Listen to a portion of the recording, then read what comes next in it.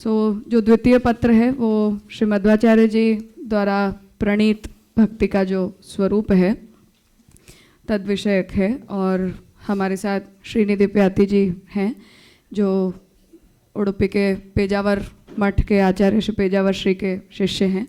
मुझे लगता है कि इतना ही परिचय सफिशिएंट है कि आप पेजावर श्री के शिष्य, and we are very grateful to have you here. और व्यास तीर्थ फाउंडेशन के आप डायरेक्टर हैं, एंड या यू मे प्रोसीड। श्री गुरुभ्यो नमः। हरि ओम। सुमुखौ सुंदरतरो सुनासौ सुखचित्तनो सुराराधित पादाब्जौ रमानारायणोस्तुमः। लसतु श्रीमदानंदतीर्थेन्दुर्नो हृदंबरे यद्वचश्चंद्रिका स्वान्तसंतापं विनिकृन्तति। आपादमौलिपर्यन्तं गुरूणामाकृतिं स्मरेत् तेन विघ्नाः प्रणश्यन्ति सिद्ध्यन्ति च मनोरथाः। तपस्वाध्याय शुश्रूषा कृष्णपूजा रतं मुनिं विश्वेशमिष्टदं वन्दे परिव्राट् चक्रवर्तिनं। वैष्णवाः विष्णुहृदयाः तान् नमस्ये गुरून् मम। आभारी हूँ क्योंकि मैं साउथ इंडिया से आता हूँ, मेरा हिंदी में थोड़ा प्रॉब्लम हो सकता है। I will try to mix up English and Hindi both. So first, Madhvacharya ji बहुत लोगों को पता नहीं हो सकता है, क्योंकि मैंने सुना है कि नॉर्थ में कोई माधवाचार्य जी बोल देते। तो I am also very happy that you included Madhvacharya ji in discourses, because not many people know the contribution of Madhvacharya in north side. So some will mispronounce his name himself. They will say Madhvacharya. So Madhvacharya ji जो उडुपी जो है वहाँ के एक पाजक नाम का एक क्षेत्र है, वहाँ पे जन्म लिए। हम मानते हैं कि वो वायु के अवतारी हैं, और द्वैत सिद्धांत में जो तत्ववाद उसको कहना बहुत अच्छा रहेगा, क्योंकि द्वैत तो योगी भी द्वैती हैं, नैयायिक भी द्वैती हैं। तो मध्वाचार्य जी का द्वैत सिद्धांत एक सरफेस में उसका परिचय करा सकता है, मगर उसका मूल नाम है तत्ववाद। सो तत्ववाद उनका नाम है। वो तत्ववाद के प्रवर्तक माने जाने चाहिए, क्योंकि ये बिलीफ है कि ये हम बिलीफ करते हैं कि समय तो सर्वदा रहते हैं। अनादिकाल तो वृत्ता वर्तन्ते समया सदा। समय तो सर्वदा रहता है। नहीं तो विष्णु तत्व निर्णय ग्रंथ है, वहाँ पे एक चर्चा आता है कि वेद जो है वो जो अभेद है उसका निराकरण करता है। तो वहाँ पे एक श्रीनिवास तीर्थ जो हमारे संप्रदाय वो प्रश्न करते हैं, तो अभेद तो 8th सेंचुरी और 7th सेंचुरी में आया है, तो आप कहते हैं कि वेद अपौरुषेय है। तो अपौरुषेय वेद में 7th सेंचुरी के जो अभेद है उसका निराकरण कैसे हो सकता है? तो तब उत्तर जो है वो ये अनादिकाल तो वृत्ता वर्तन्ते समया सदा। समय तो भिन्न भिन्न दर्शन सभी काल में है, मगर उसका प्रादुर्भाव कभी कभी महान भाव करके करते हैं। तो मध्वाचार्य जी के पूर्व में भी तत्ववाद था, मगर उसका पुनरुत्थान, उसका प्रवर्तन मध्वाचार्य जी के मार्गदर्शन में पुनः भारत देश में हुआ। तो ये तत्ववाद जो है वो जीव और ईश्वर का एब्सोल्यूट भेद उसको मानता है, और जीव है सर्वदा भगवान का दास है, यही सिद्धांत है। तो इस विषय में हम लोग देखते हैं तो मोक्ष जो है वो परम पुरुषार्थ है। उसके लिए जो साधन है अकॉर्डिंग टू मध्वाचार्य इस परम प्रसाद, क्योंकि भागवत में है यस्य प्रसादात परमार्थि रूपात अस्मात् संसारात मुच्यते न अपरेण। तो परम प्रसाद ही मोक्ष की साधन है, टूल है। तो परम प्रसाद के लिए क्या चाहिए? परम प्रसाद के लिए चाहिए परम भक्ति। तो परम भक्ति से परम प्रसाद होगा, परम प्रसाद से मोक्ष होगा। सो परम प्रसाद जो है वो टूल है, परमात्मा के हाथ में है। तो if he wants to give he can give, otherwise he will not give. It is not that if we do param bhakti we can argue with him that because I have done the param bhakti you have to give me the moksha. That is not. There is also asvatantra, because the two ontological the criteria Madhvacharya has established is swatantram aswatantram cha द्विधम तत्तमिष्यते, स्वतंत्रो भगवान विष्णु, एक ही स्वतंत्र है भगवान, सो वो चाहेगा तो मोक्ष देगा, नहीं तो नहीं। सो द परम प्रसादा इज हिज टूल, बट भक्ति हम कर सकते हैं, हमारे पास जो है वो टूल है परम भक्ति जो हम कर सकते हैं, वहाँ पे भी मैं डिस्कशन करूँगा। तो द बेसिक क्रोनोलॉजी इज परम भक्ति, परम प्रसादा एंड मोक्ष। सो इस इंट्रोडक्शन के बाद हमको कई प्रश्न आएंगे कि परम प्रसाद क्या है और कैसे उसको संपादन कर सकते हैं, और परम भक्ति क्या है, भक्ति में और परम भक्ति में क्या डिफरेंस है, और ये परम भक्ति भी जो है वो अपरोक्ष ज्ञान से आता है ना, डायरेक्ट परसेप्शन जो हम कहते हैं अपरोक्ष ज्ञान, उससे आता है। तो अपरोक्ष ज्ञान कैसे हम अचीव कर सकते हैं अपरोक्ष ज्ञान को? इस सब में कर्मयोग का पात्र क्या है? हम लोग प्रतिदिन हम लोग कर्म करते हैं, संध्या वंदन करते हैं, सब करते हैं, तो उसका पात्र क्या है? और केवल भक्ति करना है तो शास्त्राध्ययन का आवश्यकता क्या है? हम लोग ऊपर अभी यहाँ पे चर्चा ही तो कर रहे हैं, क्यों चर्चा? Param bhakti is enough, so why the rigorous study of shastra is needed? And is it bhakti independent from jnana and karma marga? सो बहुत हम सुनते हैं कि देर आर 3 मार्गास, वन भक्ति मार्ग, ज्ञान मार्ग एंड कर्म मार्ग। 3 अलग अलग मार्ग हैं या 3 अलग अलग मार्ग ऐसे हमको प्रतीत होते हैं? अल्टीमेटली और बहुत कन्फ्यूजन्स क्रिएट करने के बाद हमको भी एक क्लैरिटी आना चाहिए कि साधक कौन से स्टेप्स को फॉलो करना चाहिए। There should be a clear guidance, manual guidance for sadhaka to follow the path for the moksha. तो इन विषयों पे मैं आज चर्चा करता हूँ। तो पहला मध्वाचार्य जी को मध्वाचार्य जी के पहले कौन से वाद थे? ओके, मध्वाचार्य जी के पहले कौन से वाद थे और उन्होंने एज ए हार्मोनाइजर उसको कैसे अटेम्प्ट किया सॉल्व करने के लिए। तो पहला तो आप लोग सुना कि शंकराचार्य जी के सिद्धांत में ज्ञान से ही मुक्ति है। तो और एक उसमें ये भी है कि कर्म की आवश्यकता नहीं है, कि ईशावास्योपनिषद भाष्य में स्पष्टतया लिखे हैं कि कर्म का आवश्यकता नहीं है, jnana is enough, karma is for people who are not good adhikaris. तो और एक सिद्धांत है कर्म इज इनफ। सो मीमांसका से कर्मेति मीमांसका, तो कर्म he is enough. And there is one another darshanais which says the karma jnana karma samuchayavada. Okay, so there is also there. And another is bhakti और वो जनमानस में भी है, भक्ति उतना ही इनफ है, हमको उसके बाद कुछ भी नहीं चाहिए। ऐसा 4 majorly darshanas were there before Madhvacharya. So what Madhvacharya does, and ऐसे भी नहीं कह सकते कि ये ऐसे मनगणित कुछ कह रहे हैं। इसका उन्होंने उनके दर्शन के हिसाब से सभी ने भी वैदिक स्क्रिप्चर्स के एविडेंस दिए हैं, पुराणों के एविडेंस दिए, स्मृति के एविडेंस दिए कि ऐसे नहीं कह सकते मनगणित कुछ कह, ऐसा इसको सीरियसली नहीं ले सकते, ऐसा भी नहीं है। तो 4 different kind of theories were there before Madhvacharya. So Madhvacharya के कॉन्ट्रीब्यूशन क्या है? सो ही हार्मोनाइजेस दो समरसता जो वो ला रहे हैं। ये समरसता में भी ऐसा नहीं है कि वो सभी को इक्वल स्टेटस दे रहे हैं और वो किसको निराकरण भी नहीं कर रहे हैं। So he is not negating anything, even he is not giving the equal status to everything. He is just trying to create an hierarchical base for all these aspects. तो हायरार्की है उसमें, जो ये है मोक्ष के लिए जो साधन है, ज्ञान है, कर्म है, भक्ति है, ये सब आवश्यक है, मगर उसमें हायरार्की है। तो किसके बाद किसका प्रामुख्य स्थान है, किसके बाद किसका प्रामुख्य स्थान है, इसको लेके हमको अनुसंधान करना चाहिए। ये मध्वाचार्य जी में ही is saying. So to understand this we have to understand the concept of bhakti. भक्ति क्या है मध्वाचार्य जी के लिए, उसको हम जान लेंगे तो ये सब रिजॉल्व हो जाएगा।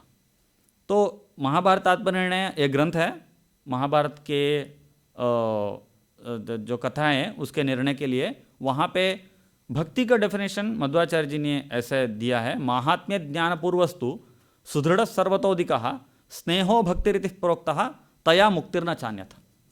तो आप यहाँ पे दे सकते हैं कि ऐसे तो भक्ति का जो मधुसूदन सरस्वती जी ने डेफिनेशन दिया है वो डेफिनेशन तो सभी आचार्यों में है, उसका प्रॉब्लम नहीं है। अनवेवरिंग डिवोशन टुवर्ड्स गॉड वो तो है। यहाँ पे एक इम्पॉर्टेंट एस्पेक्ट है जो वेरी इंपॉर्टेंट, महात्म्य ज्ञान पूर्वस्तु। तो अभी मैं वही सवाल मैं सोच रहा था, if there is no two how can you can achieve the mahatmya jnana of another. तो जीव और ईश्वर जैसे दो एस्पेक्ट ही नहीं है तो किस विषय में हम महात्म्य ज्ञान कर सकते हैं वो, हाँ तो वो भी मुझे मेरे में एंड में आ रहा था। Okay, no problem. तो मध्वाचार्य जी की में महात्म्य ज्ञान पूर्वस्तु सुदृढ़ सर्वतोदिकः स्नेहो भक्तिरिति प्रोक्तः। यहाँ पे आप देख सकते हैं कि ज्ञान और भक्ति का समागम हो रहा है। तो महात्म्य ज्ञान है आवश्यक है, क्योंकि ऐसा नहीं होना चाहिए कि भक्ति यानी केवल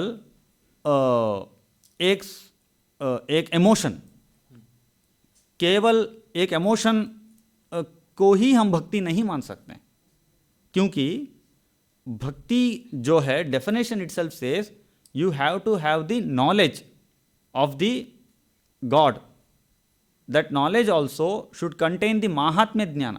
तो महात्म्य क्या है भगवान का, इसी के लिए तो हम शास्त्र पढ़ते हैं। तो उस महात्म्य ज्ञान का भी होना अनिवार्य है। और सुदृढ़ सर्वतोदिका स्नेह, स्नेह इज द वर्ड, जो इज द वर्ड। स्नेह मीन्स व्हाट वी से, स्नेह कहते हैं तैल का गुण है। तो तैल का गुण क्या है, वो चिपकता है। सो स्नेह हमको चिपकना है। कैसे चिपकना है, सर्वतोदिकः सुदृढ़। Okay, the context is explained by Jaitirtha very correctly. What is Parameshwar Bhakti? Parameshwar Bhaktir nama niravadhika ananta anavadya kalyana gunatva jnana purvakah स्वात्मात्मीय समस्त वस्तुभ्यो अनेक गुणाधिकः अंतराय सहस्रेणापि अप्रतिबद्धः निरंतरः प्रेम प्रवाहः। सो this is the classical definition of भक्ति। वहाँ पे जो महात्म्य ज्ञान क्या है, वही है कि निरवधिक अनंत अनवद्य कल्याण गुणत्व ज्ञानपूर्वक। सो ब्रह्म ईश्वर जो है वो निर्गुण नहीं है, उसमें अनंत गुण है। वो भी एक एक गुण भी अनंत है, ऐसा नहीं कि अनंत गुण है, एक गुण भी अनंत है। सो निरवधिक अनंत अनवद्य और दोष का लेश भी नहीं है। कल्याण गुणत्व ज्ञान, ऐसा ज्ञान हमको होना चाहिए। और जो चिपकना मैंने बोला, साधारणतः हम चिपकते हैं हमारे बंधुओं के, मित्र जो है हमारे, उसमें ही हमको चिपकना है। तो वो बोलते हैं सात्मात्मीय समस्त वस्तुभ्यो अनेक गुणाधिका। तो ऐसा नहीं है कि हमारे जो स्नेह है वो कैसा होना चाहिए कि हमारे जो पुत्र है, मित्र है, उपनिषद में क्या है, उससे बहुत गुण अधिक स्नेह हमको परमात्मा में होना चाहिए। और एक इम्पॉर्टेंट है, अंतराय सहस्रेणापि अप्रतिबद्धः। बहुत विघ्न आएंगे, परंतु जो भी विघ्न आए उस विघ्न से न हटते हुए जो स्नेह प्रकट करेंगे हम लोग, उसी को भक्ति कहते हैं। So this is the definition of bhakti explained by Shri Jayatirtha, who is the commentator of almost all the granthas text of Madhvacharya. So next, ये जो वचन है आत्मज्ञान वस्तु सुदृढ़ सर्वतोदिक स्नेहो भक्ति, ये हमारे यहाँ भी उद्धृत किया जाता है, सर्वत्र है। तो इसका कोई सोर्स आप लोगों को पता चला हो, पांचरात्र का है, कहीं का है, तो आप कभी भी पता चले आपको ध्यान में आए तो बताओ। I think B.N.K. Sharma also, in his book on Madhvacharya, he also says that it's Pancharatra, but doesn't really refer where it is from. Exactly कहाँ नहीं पता है। ये भक्ति का जो डेफिनेशन है, यहाँ पे हमको एक ऑब्जर्वेशन बहुत इम्पॉर्टेंट है। देखिए, सभी मताचार्य भक्ति के ऊपर बात करते ही हैं, मगर भक्ति ऐसा कॉन्सेप्ट है जो हम इंटेलेक्चुअली तो डिबेट कर सकते हैं, मगर उसको प्रैक्टिस में लाना है ना, वो बहुत इम्पॉर्टेंट है। इंटेलेक्चुअल डिबेट के लिए भक्ति नहीं है एक्चुअली, तो उसको प्रैक्टिस में लाना चाहिए। और प्रैक्टिस में जो कौन ला सकता है, जो उसको आचार में, विचार में उसको समाहित करता है। I was saying, I almost say every time that communists couldn't create a culture because they could not, integrate their knowledge or knowledge in the sense their theory in any kind of rituals. तो practice में ले ना सकते हैं ना। Destroy तो कर सकते हैं, इजी है, डिस्ट्रॉय कर दिया, मगर और एक जो सिद्धांत को और दर्शन को प्रकट करना है, उसको जनमानस में लाना है, तो you need to have that theological background as well as the practical emphasis of that theological aspect. So that's what it's very important. Madhvacharya ji कह रहे हैं कि जो ज्ञान है वो शुष्क नहीं होना चाहिए। ऐसे कि अभी बहुत बुद्धिवादी जो होते हैं, बहुत ग्रंथ लिखते हैं, मगर बहुत शुष्क होता है, सो उसमें हमको अट्रैक्टिवनेस नहीं आता है। जो अभी जी डी कृष्णमूर्ति को ले लीजिए, तो आप लोग उसको कितना भी पढ़ेंगे तो वो क्या नहीं थे, द्रवी भाव नहीं होते हैं आप लोग। So that what Madhvacharya says, dravi bhava needs to happen. सो ज्ञान जो है वो शुष्क नहीं होना चाहिए। एज एट सेम टाइम आपको ऐसा भी भक्ति नहीं करना है कि हम ऐसे ऐसे करके ऐसा भी नहीं करना है। सो वो भी जो प्रॉब्लम होता है कि अभी आप भक्ति कर रहे हैं, कोई भी आस आएगा और 2-4 प्रश्न पूछेगा, आपका भक्ति हिल जाएगा। सो ऐसा भी नहीं होना चाहिए। सो मध्वाचार्य जी कह रहे हैं कि you need to blend both. तो mahatmya, the superiority, intellectual superiority as well as the bhakti. So actually because of this you can find that in Madhvacharya's Tattvavada you can find the both streams, जहाँ पे दास साहित्य भी है, जहाँ पे एक पुरंदरदास और कनकदास और विजयदास नाम के अनेक दास साहित्य जो वहाँ पे रेवोल्यूशन हुआ है साउथ में, वो भी है। At the same time as you said, Vyasatirtha, जय तीर्थ एंड राघवेंद्र तीर्थ लाइक इंटेलेक्चुअल्स जो है वो भी हैं। और इंटेलेक्चुअल्स में भी 2 पार्ट आप जान सकते हैं। वही इंटेलेक्चुअल्स संस्कृत में भी ऐसे न्यायमृत जैसे ग्रंथ लिख रहे हैं, और कन्नड़ में at the same time they are praising lord in local language. So वो गान भी कर रहे हैं। So you can find this blend in the Raghavendra Swami ji and Vyasatirtha and in the Jayatirtha also. This blend can happen because of this intellectual background. तो ऐसा है। तो इसके बाद दो नॉलेज तो अनिवार्य है और स्नेह भी अनिवार्य है। उस संपादन के लिए हमको जो आचार और वैराग्य का निरीक्षण है वो भी बहुत इम्पोर्टेंट है। सो मध्वाचार्य जी के जो सिद्धांत है उसमें आचार का और वैराग्य का बहुत इंपॉर्टेंस दिया है, क्योंकि भागवत में भी है वो इट्स नॉट दैट एलियन। पाने नते देव कथा सुदाया प्रवृद्ध भक्त्या विशदाशयाते वैराग्य सारम प्रतिलभ्य बोधम। तो ज्ञान के लिए ये सब अनिवार्य है। सो और अभी हमको ये तो बहुत इजी है, हम लोग इसको एस्टेब्लिश कर दे, मगर वाक्यों को क्या करें जो वेदों में है, ज्ञानेनैव परम पदम है, तो वहाँ पे तो एवकार जो है उसको अन्योग व्यवच्छेद कहते हैं। तो किसको व्यवच्छेद कर रहे हैं? तो ज्ञानी एक ही मात्र ही साधन है ऐसा प्रतीत होता है। तो भक्ति को कहाँ पे डालें हम लोग? सो इस विषय में ही उन्होंने भक्ति का डेफिनेशन जो दिया है वहाँ पे ही उत्तर है। सो अनुव्याख्यान में अनुव्याख्यान एक ग्रंथ है, वहाँ पे जो एस्टेब्लिश करते हैं अद्वैत सिद्धांत तत्ववाद के सभी समीकरणों को, वहाँ पे जो एक एक्सप्लेनेशन है, ज्ञानस्य भक्ति भागत्वात् भक्तिर्ज्ञानमितिर्यते ज्ञानस्यैव विशेषो यत् भक्तिरित्यभिधीयते। सो भक्ति में 2 एस्पेक्ट्स है, ज्ञान भी है और स्नेह भी है। सो समटाइम्स जो वेदा ज्ञान कहते हैं उसका मीनिंग ये है भक्ति भी है और ज्ञान भी है. सो बिकॉज ज्ञान is the this included with two components, one is Sneha and another is ज्ञान. So there we can sort out the problem of ज्ञाना मार्ग है कि भक्ति मार्ग है. ऐसा दो मार्ग ही नहीं है, ज्ञान मार्ग ही है और भक्ति मार्ग ही है. भक्ति इंक्लूड्स ज्ञाना, jnana includes bhakti. Okay, this is how he harmonizes the Veda. Next, तो now there is a practical problem. तो हम सब तो परिपक्व भक्ति और जो परोक्ष ज्ञान के लिए साधन है उसको तो हम लोग इजीली ऐसे तो अचीव नहीं कर सकते हैं. कल सुबह हो के हमको कुछ प्राप्त हो गया. सो वहाँ पे जो इम्पोर्टेंस है वो कहते हैं कि there are 3 kinds of bhakti. भक्ति में 3 काइंड है, 3 प्रकार हैं.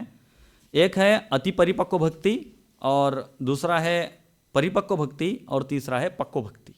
सो लोएस्ट कैटेगरी ऑफ भक्ति इस पक्व भक्ति. हमारा भक्ति किस डेफिनेशन में आता है वो हमको पता नहीं, मगर मध्वाचार्य जी के अनुसार में लोएस्ट कैटेगरी इज पक्व भक्ति.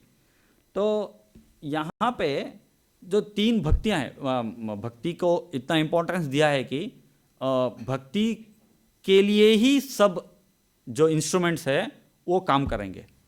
ऐसा नहीं कि instrument itself is something which can deliver something for us. It is needed for the भक्ति इटसेल्फ. सो वहाँ पे जो साध्य और साधन भक्ति का जो है वहाँ पे भी मैं आऊँगा. सो यहाँ पे जो पक्व भक्ति है वो हमको परमात्मा के जो साक्षात दर्शन होते हैं उसके पहले होते हैं. अभी हम लोग मूर्ति में परमात्मा को देख रहे हैं, अभी गाय में देख रहे होंगे, कहाँ पे भी देख रहे होंगे. उसके पहले हमको पक्व भक्ति होता है. पक्व भक्ति कैसे होता है? हमको टूल्स अपनाने चाहिए, श्रवण मनन और निधिध्यासन. सो यहाँ पे जो श्रवण करता है और मनन करता है और निधिध्यासन करता है उसका भक्ति होता है, पक्व भक्ति होता है. अब आपको ऐसे श्रवण में ही कैसे हमको प्रवृत्ति हो सकता है? तो उसका भी आंसर है कि श्रवण में भी हमको भक्ति से ही प्रवृत्ति होगा. उसको हम कह सकते हैं साधारणी भक्ति. जो अगले स्लाइड में जो है ओके, तो यहाँ पे है ओके, भक्त्या प्रसन्न परमो दद्या ज्ञानम अनाकुलम भक्तिम च भूयसीम ताभ्याम प्रसन्नो दर्शनम व्रजेत. सो पहले तो हम लोग साधारण भक्ति ही करेंगे, जो माता पिता हमको कहते हैं कि जाओ नमस्कार करो, ऐसे ही करेंगे, उसका प्रॉब्लम नहीं.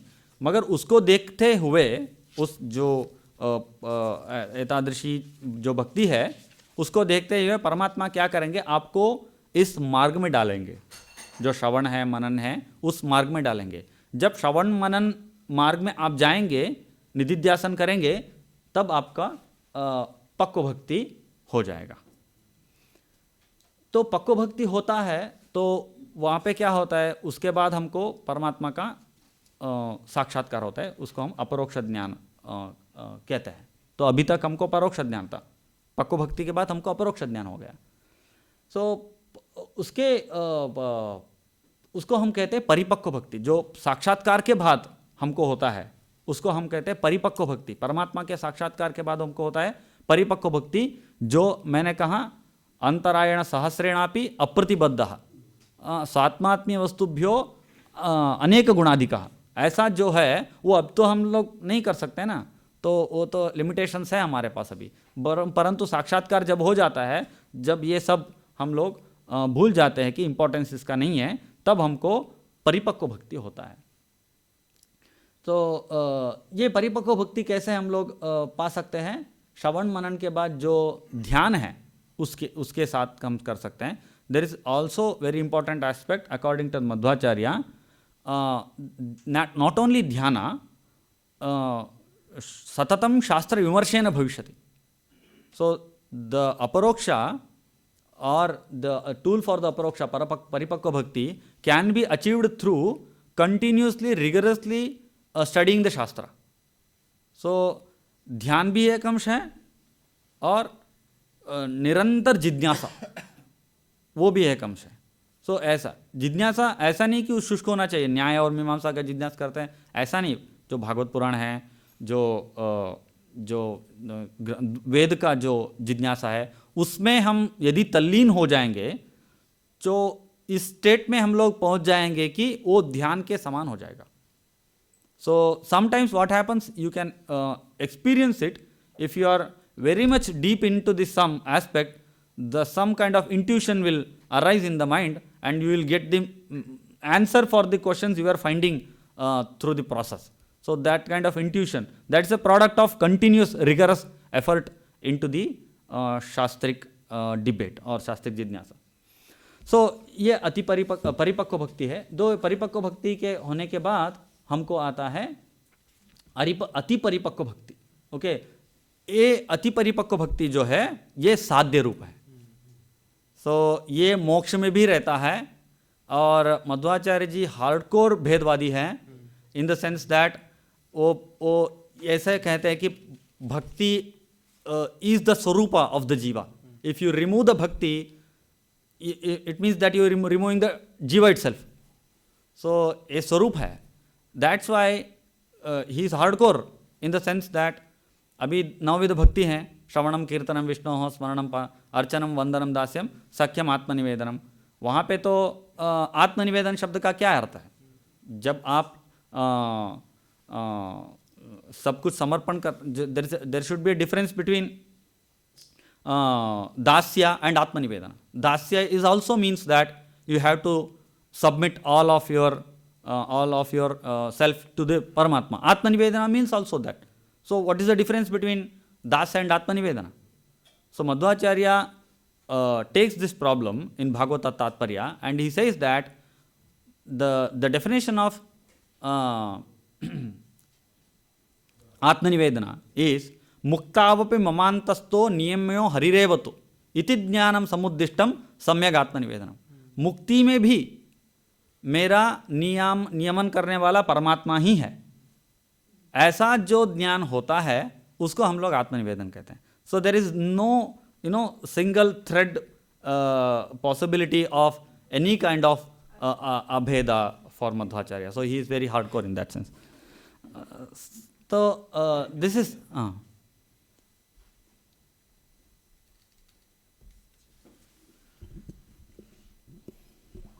कहाँ गए?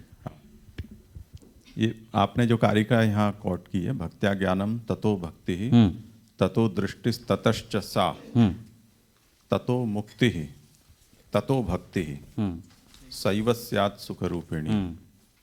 इसमें भक्त्या ज्ञानम, इसको आप थोड़ा विवरण करें। हाँ, सो मैंने भक्त्या ज्ञानम ततो भक्ति। सो दिस इज इनिशियल स्टेज भक्ति। जो भक्त्या ज्ञानम जो है, हम लोग जो साधारण प्रवृत्ति करते हैं, परमात्मा नमस्कार करते हैं, जब भक्त्या का मतलब है पक्व। हाँ, पक्व भक्ति। पक्व भक्ति से ज्ञान मीन्स अपरोक्ष ज्ञान, उससे अति परिपक्व भक्ति। अति परिपक्व ततो दृष्टि ही। हाँ, ततो दृष्टि ही। दृष्टि मतलब ना एक मिनट। भक्ति मीन्स जनरल भक्ति मीन्स नमस्कार आदि जो करते हैं। हाँ। उससे ज्ञान मीन्स श्रवण मनन आदि जन्य ज्ञान। उससे भक्ति मीन्स परिपक्व भक्ति, पक्व भक्ति। उससे दृष्टि मीन्स साक्षात्कार से मुक्ति, और मुक्ति से भक्ति जो है अति परिपक्व भक्ति। अच्छा, तो मुक्ति उपरांत भक्ति को अति परिपक्व आप कहते हैं, ऐसा मतलब? मुक्ति स्टेज में जो है, मुक्ति के स्टेज में जो भक्ति है उसे अति परिपक्व भक्ति, वही फल रूप है। ये आगे का जो उदाहरण है, त्या प्रसन्नो परमो दद्यात् ज्ञानमनाकुलम, वो इसी का विवरण है। वो इसी का विवरण है, इसी का। May I ask another question? I mean, it might be stupid, but so when you say bhaktya jnanam, and then in the original definition you have mahatma jnana purvastu, right? So is the bhakti there referring to the phala bhakti? Because if you do bhaktya jnanam, then bhakti becomes the instrument of some sort of knowledge. Yeah, there are two categories. Okay. One is sadhana bhakti and another is sadhya bhakti. Sadhana bhakti is pakva bhakti and paripakva bhakti. Ati paripakva bhakti is sadhya rupa itself. It's So what is the definition that applies to this one? same. So on all stages that definition. Mahatmya Jnana, because we are Bhedavadins, Huh. so Mahatmya Jnana will be continuing in the No, moksha I'm also. asking the question is on the instrumentality of the bhakti. No, Through knowledge. their instrumentality will be removed because it's a sarupa. Okay. It's not, it's a saivat syat sukarupini. That's why they're saying. This is the argument that actually someone made that how can it will be instrument in the mukti. Right. Bhaktya jnanam first. So how I understand is that you first begin with bhakti, which is devoid of Mahatma Jnana, is it? No. It's never devoid of, Of course, Mahatma Jnana. the ratio can be variation. Acha. There can be, unless Mahatma Jnana, you cannot do bhakti. That is the basic fundamental. So the understanding of knowledge is then different.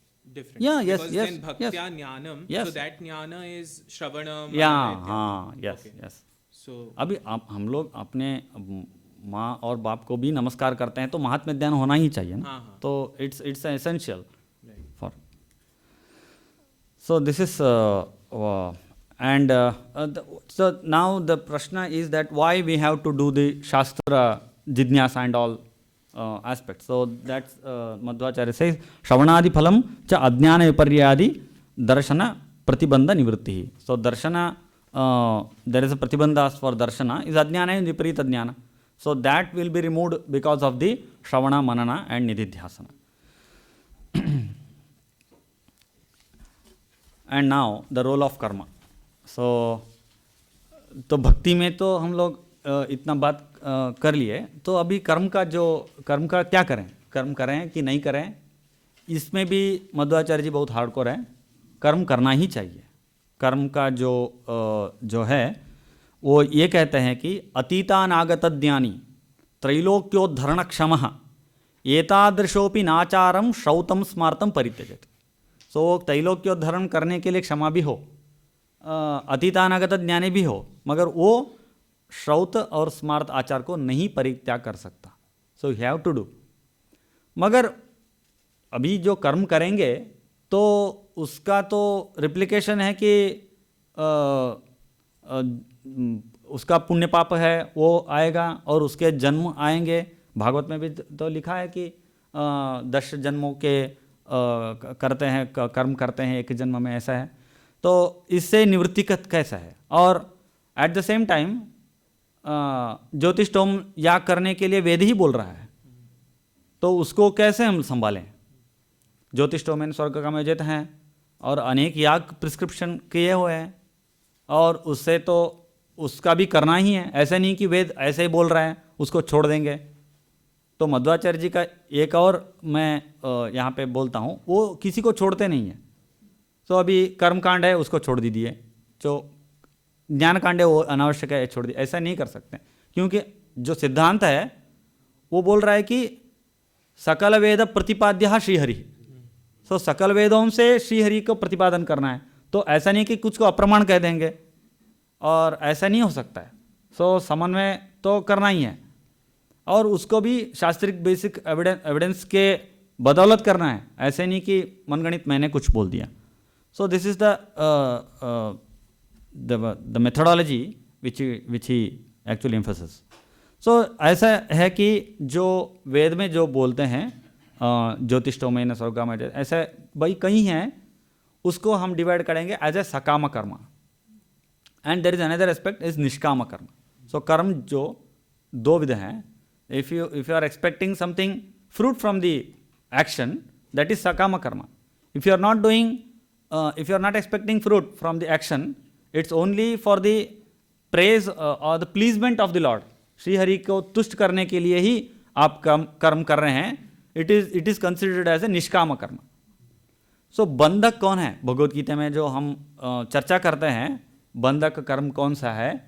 तो बंधक कर्म ये है, जो सकाम कर्म है वो बंधक है. निष्काम कर्म एक्चुअली बंधक नहीं है, वो तो सपोर्टिव है. Supportive to acquire the knowledge of the paramatma. क्यों? क्योंकि जो ओके, तो सकाम कर्म किसके लिए प्रिस्क्रिप्शन किया है? अभी वेद को पता है कि ये सकाम कर्म है और ये बंधक है, तो क्यों प्रिस्क्राइब कर रहे हैं हमको? सो यहाँ पे जयतीर्थ श्री एक डेफिनेशन बहुत अच्छा देते हैं। अनादि विषय वासना वासित अंतःकरणाः न सहसा ज्ञान साधने कर्मणि प्रवर्तयितुं शक्यन्ते। अतः कर्मणि अतः तेषां कर्मणि अभिरुचिजननार्थं स्वर्गकामः इत्यादि श्रुतिः प्रवृत्ता। कर्मणि प्रवृत्तांस्तु शनैः कामं त्यजति इत्यभिप्रायवती। सो ऐसा क्या है कि देखिए, जब हम छोटे होते हैं तो गाढ़ा पीना होता है, औषध जो होता है वो तो बहुत पीना हमको अच्छा नहीं लगता है, तो माँ क्या करती है, गुड़ लाती है तो उसको वहाँ पे रखती है और गाढ़ा पीने के लिए कहती है। सो ऐसा वेद क्या कर रहा है, हमारा तो अनादि वासना जो है, हमारा जो जन्म है तो अभी पूर्व जन्म तो नहीं, अनादिकाल से हो रहा है, तो उसका वासना भी अनादिकाल से है। सो उससे लिप्त हमको जो अभी कोई उपदेश करेगा कि ज्ञान में प्रवृत्ति कर दो, तो नहीं कर सकते क्योंकि अनादि वासना है। तो उसको धीरे से उसको उस लाइन में लाना चाहिए। तो उस लाइन में लाने के लिए पहले जो है ये सकाम कर्म प्रिस्क्राइब करते हैं। उस सकाम कर्म में जहाँ प्रवृत्ति करते हैं उससे बदौलत उनको एक ज्ञान आता है कि सकाम कर्म में हमको कामना से प्रवृत्ति नहीं करना है।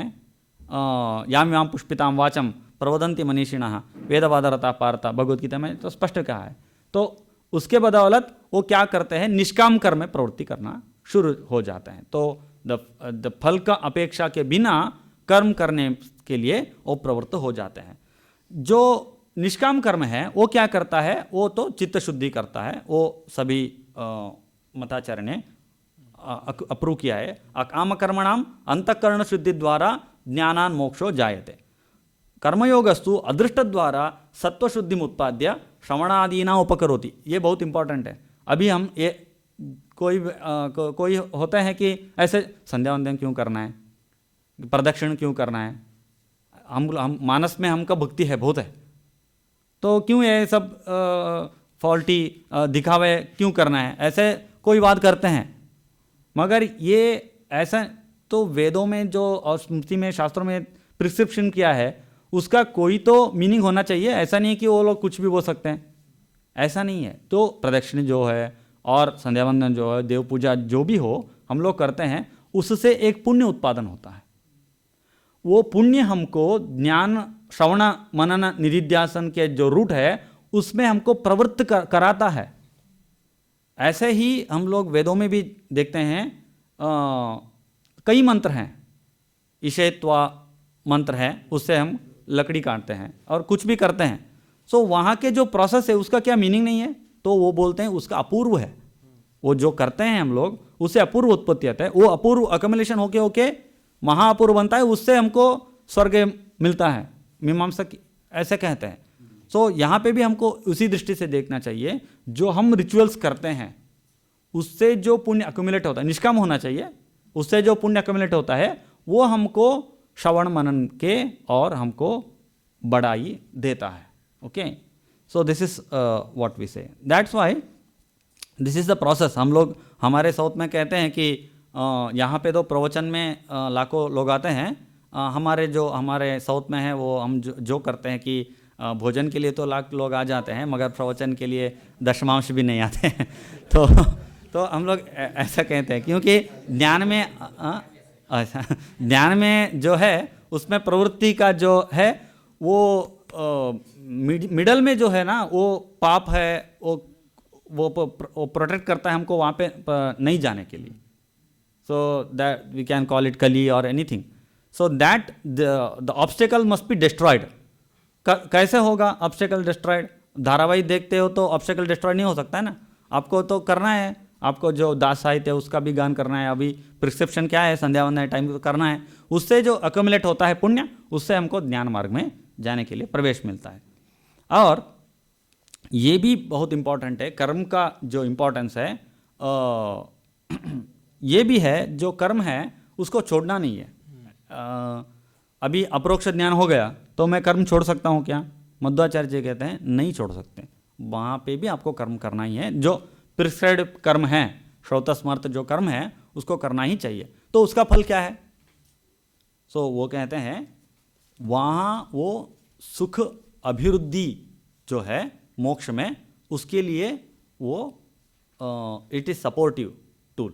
ज्ञानोत्तर इति ज्ञानोत्तर मनुष्ठितेन निवृत्त कर्मणा प्रसन्नः परमात्मा मुक्तो ज्ञान अनभिव्यक्तं सुखम व्यक्तीकरोति।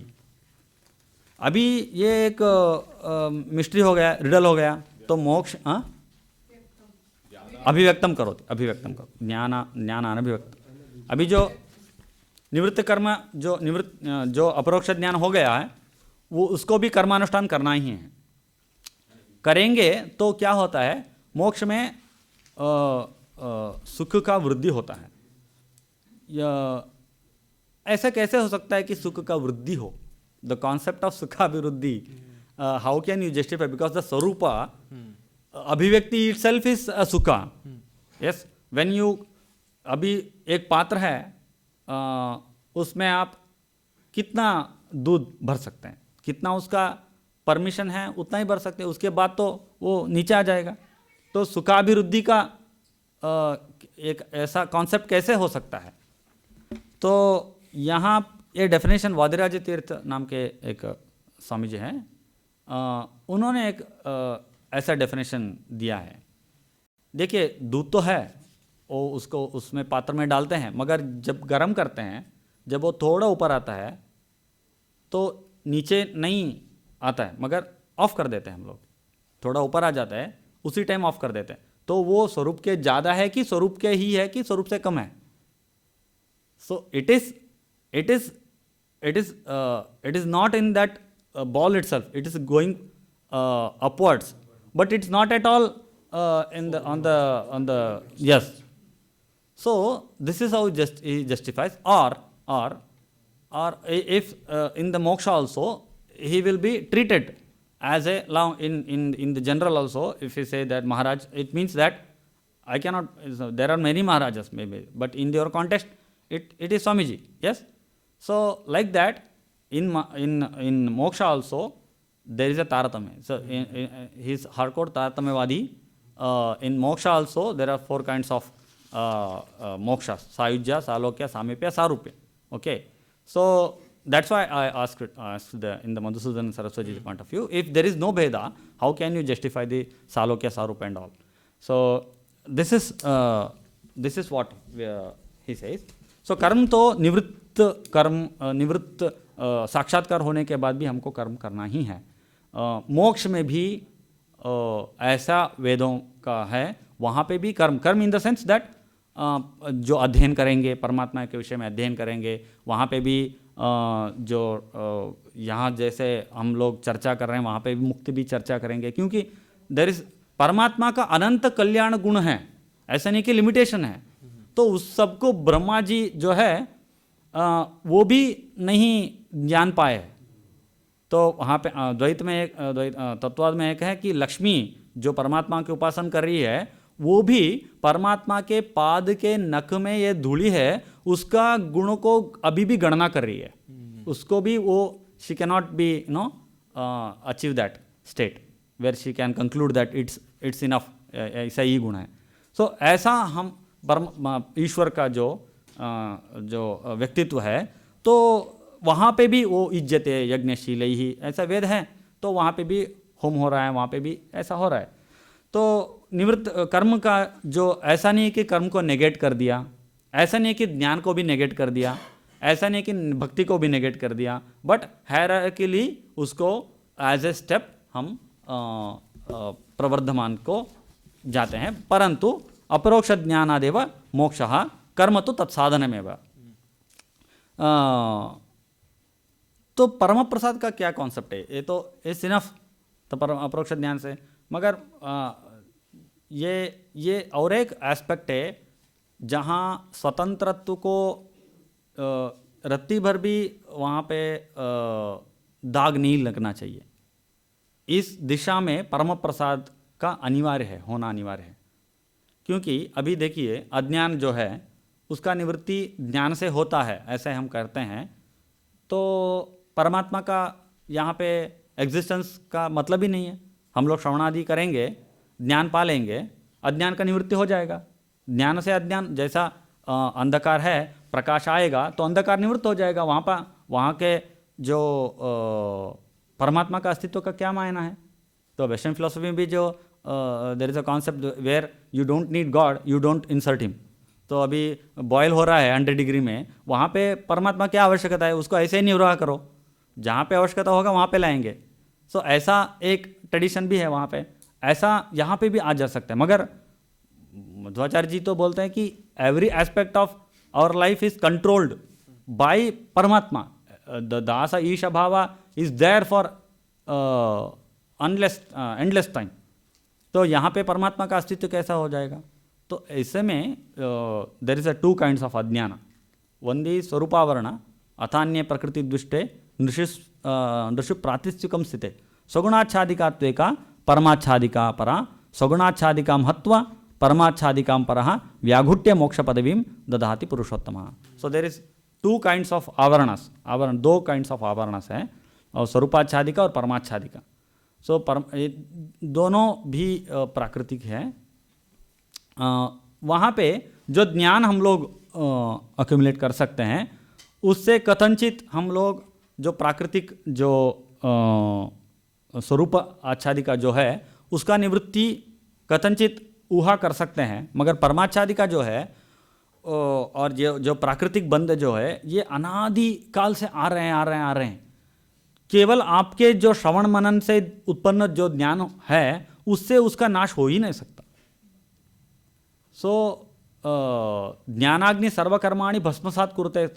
कर्म को तो ज्ञान हटा सकता है, मगर जो बंध जो है वो कितना गाढ़ा है कि ये ज्ञान कुछ भी नहीं कर सकता अनलेस परमात्मा का प्रसाद है। तो परम प्रसाद जो, इसीलिए भागवत में कहा है यस्य प्रसादात परमार्थि रूपा। तो परम प्रसाद से ये बंध का निवृत्ति होता है। वहाँ पर भी परमात्मा का स्वातंत्र है। वो जीव को तो उसका स्वरूप को आविष्कार कर सकता है, कर देता है, मगर अपना स्वरूप जो है उसका आविष्कार कितने मायने में करे वो उसका अधीन है। So vyaghutya, it's like a curtain. he will move the curtain according to your status of bhakti. If there is also तारतम्य। सो ऐसा नहीं कि सबको परमात्मा का सभी दर्शन हो जाएगा। So it's like a curtain.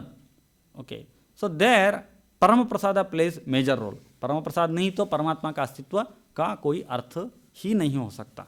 Because न्यायिकों ने जैसे कहा है, मिथ्या ज्ञान प्रवृत्ति उत्तरोत्तर अपाय तदनंतर अपाय अपवर्ग। सो ज्ञान से ही काम चल सकता है। ज्ञान का विषय बन के परमात्मा रह जाएगा। So he doesn't play major role. So ज्ञान का विषय बन जाएगा। क्यों? ज्ञान आवश्यक, बिकॉज परमात्मा का ज्ञान आवश्यक है। परमात्मा is gyan vishay, he doesn't play any major role, gyan plays the major role. So ऐसा हो जाएगा। इसलिए परम प्रसाद का जो है वो कॉन्सेप्ट जो ये तो प्रमाण से ही प्रूव होता है। इस तरीके से उन्होंने इंक्लूजन किया है। तो लास्ट में मैंने कहा था कि another aspect, so very important, तो द्वेष से मुक्ति है कि नहीं, ये भी बहुत चर्चा है शास्त्रों में। क्योंकि भागवत में जो श्लोक है, गोप्य कामात् भयात् कमसात् द्वेषात् चैद्यादयो नृपाः संबंधात् वृष्णयस्नेह यूयम भक्त्या वयम विभो। वहाँ पे जो इम्प्लीकेशन ऐसा लगता है कि द्वेष से भी मुक्ति हम लोग संपादन कर सकते हैं, क्योंकि श्लोक ऐसा ही है, द्वेषात् चैद्यादयो नृपाः। सो जो शिशुपाल आदि है वो द्वेष करते हैं तो भी मुक्ति पाते हैं। तो कई लोगों ने ऐसा व्याख्यान किया है, द्वेष में भी परमात्मा का स्मरण होता है। तो श्रीधरीय में ऐसे ही व्याख्यान मिलता है कि जब द्वेष करते हैं तो अधिक स्मरण होता है। तो दैट स्मरण जो है वो हमको मुक्ति दिलाता है। तो मध्वाचार्य कहते हैं ऐसा ही हो ही ना सकता, क्योंकि द्वेष is the element where it surpasses the mahatmya jnana. तो बेसिक एलिमेंट ऑफ भक्ति, जहाँ द्वेष है वहाँ महात्म्य ज्ञान कैसे हो सकता है? हो ही नहीं सकता है। द्वेष तो अधम ज्ञान लाता है व्यक्ति में। तो महात्म्य ज्ञान ला ही नहीं सकता है, तो dvesh as a tool to the mukti can not be acceptable. तो द्वेष, मगर भागवत तो कह रहा है कि ऐसा स्पष्ट लिखा है, ऐसा कैसे हो सकता है? तो इसीलिए भागवत तात्पर्य में उन्होंने लिखा है इति भक्त प्रियत्व ज्ञानार्थम नित्य ध्यान स्तुत्यर्थम च स्वभक्तस्य कदाचित शाबला द्वेषिणोपि भक्ति फलमेव भगवान ददाति भक्ता एव हिते पूर्वम शिशुपालाद्याः शापबला द्वेषिण। तो हमारे यहाँ एक कॉन्सेप्ट है जीवद्वय समावेश। तो क्या होता है कि शाप बल में जो अभी कथा तो हम लोग ने शिशुपाल दंतवक्र रावण कुंभकर्ण का कथा तो हम लोग सुना है, वहाँ पे तो जय विजय जो है वो तो सात्विक जीव है, और जो शिशुपाल दंतवक्र है वो तो सात्विक के विरुद्ध प्रवृत्ति कर रहे हैं। तो इसमें इसका मतलब है जहाँ पे जीवद्वय समावेश। ओके तो वहाँ पे जो जीवद्वय समावेश है वो उसमें जो जय है वो सात्विक जीव है, उसका भी गुण अभिव्यक्त होता है। इसीलिए आप पाते हैं कि रावण भी बहुत आध्यात्मिक बात बोल रहे हैं, उसके माता के प्रति रामायण में आता है, और हमारा शिशुपाल दंतवक्र आध्यात्मिक बोल रहे हैं। तो कैसे बोल सकते हैं? Because there is a element of satvik jiva, but वो द्वेष भी करते हैं, ऐसा कह सकता है। तो वहाँ पे जो है एक आसुरी जीव भी है, उस आसुरी जीव को तमस होता है, सात्विक जीव को मुक्ति होता है। ऐसा हमारा जो है वो सिद्धांत है। इस दृष्टि से हम देखते हैं तो शिशुपाल में जो सात्विक जीव है उसको मुक्ति मिलेगा, मगर द्वेष से मुक्ति नहीं मिलता है। मगर भागवत ऐसे क्यों कह रहा है? ऐसे जो अर्थवाद वाक्य होते हैं, अर्थवाद एक कॉन्सेप्ट है, उसमें निंदार्थवाद है, स्तुत्यर्थवाद है। अभी बोलेंगे सभी स्तोत्रों में आप लोग एंड में पढ़ोगे तो पुत्र पौत्राभिवृद्धि सब आते हैं, वहाँ पे लिटरल मीनिंग भी होता है, ऐसा नहीं कि नहीं होता है। मगर कदाचित क्या होता है कि नरकम अन्यथा नरकम व्रजेत, ऐसा बहुत कठिन बात होते हैं, वहाँ पे हमको उनको निंदा अर्थवाद रूप में लेना चाहिए। It means if it doesn't do you it will harmful, that's only the तात्पर्य। इट्स नॉट लिटरली आप अंधन तमस जाएंगे, ऐसा नहीं होता है सभी स्थल में।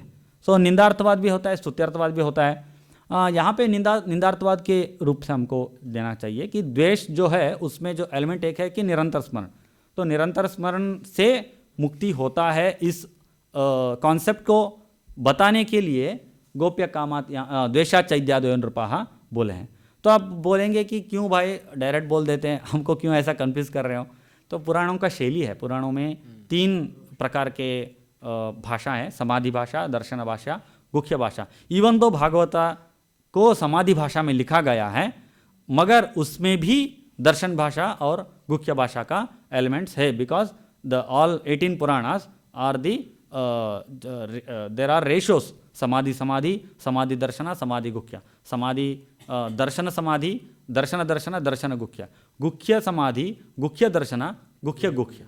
So if you divide it, it will be almost 81 kinds of bhashas that we can understand the that we can how we understand the Bhagavata. That's why major players in the Vedanta have not touched the Purana, because it's very confusing. पुराणों को आप समझना चाहेंगे तो बहुत confusion है, वहाँ पे हमको बहुत भ्रांति भी हो सकता है कि ऐसा कैसे बोल रहे। निर्गुण के विषय में भागवत में बहुत श्लोक मिल जाएंगे, मगर उसको कैसे मीनिंग कॉन्टेक्चुअलाइजेशन करना है, उसको मीनिंग कैसा डिराइव करना है, ये सब हमको पता होता है तो हम सही मार्ग में हो सकते हैं, अंततः हमको विचलित भी हो सकते हैं, भ्रांत भी हो सकते हैं। ये कॉन्सेप्ट है। So with this notes the summary steps है जो है, पहले तो निष्काम कर्म है, और श्रवण है, मनन है, और निधि पक्व भक्ति है, उसके बाद ध्यान और शास्त्रावमर्शन है, उसके बाद परिपक्व भक्ति है, और अपरोक्ष ज्ञान है, अति परिपक्व भक्ति है, और परम प्रसाद है। So these are the steps which are prescribed, और this is how theological explanation of bhakti in the Madhva philosophy. पहले तो मैं धन्यवाद करना चाहता हूँ सभी महानुभावों को, आचार्य जी को, सबों को, और मेरा यहाँ पे आना हुआ बिकॉज श्रीनिवास वरखेड़ी जी उनको आना चाहिए था, मगर उनके प्लेस में मुझे भेजा है। सो उनके प्लेस में भेजने के लिए भी थोड़ी तो महात्म्य ज्ञान होना चाहिए थोड़ी तो मेरे ऊपर गौरव होना चाहिए। उस गौरव को उन्होंने प्रकट किया, इसलिए उनको भी मैं यहाँ पे श्रीनिवास वरखेड़ी जी को भी मैं सादर नमन करता हूँ। और मैत्री जी ने एक्सेप्ट किया मेरा आना यहाँ पे, उनको भी और आचार्य जी सभ्यों को, और शांत रह के बहुत उत्साह से इस भाषण में सुनने के लिए सभी को धन्यवाद। नमस्कार।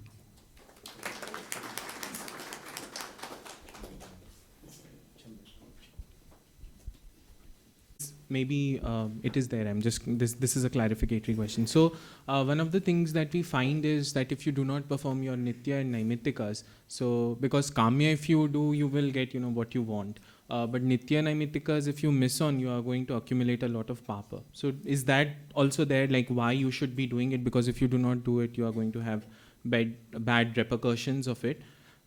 Do you have? Yeah. So that the is concept of nitya, the nitya जो है, करना ही है। जो है, जो नहीं करते हैं तो उससे प्रत्यवाय है। हाँ, या तो करेंगे तो उससे कुछ ऐसा नहीं अच्छा कि पुण्य नहीं कि accumulate कुछ होता है, ऐसा नहीं है। या तो बट जो है वो उस निष्काम कर्म से तो परमात्मा संतुष्ट होता है। सो उससे जो है वो ज्ञान मार्ग में हमको लाता है। सो बिकॉज ऑफ दैट ये श्रवण मनन जो है, नित्य कर्म जो भी है उसको करना ही है। इसीलिए मध्वाचार्य जी ने सदाचार स्मृति नाम ग्रंथ को भी रचना की है, जहाँ में वो प्रातः काल से, because he is darshanika doesn't deal with the day to day life of the sadhaka, because Vedanta all jidnyas, but he prescribed two granthas on the achara.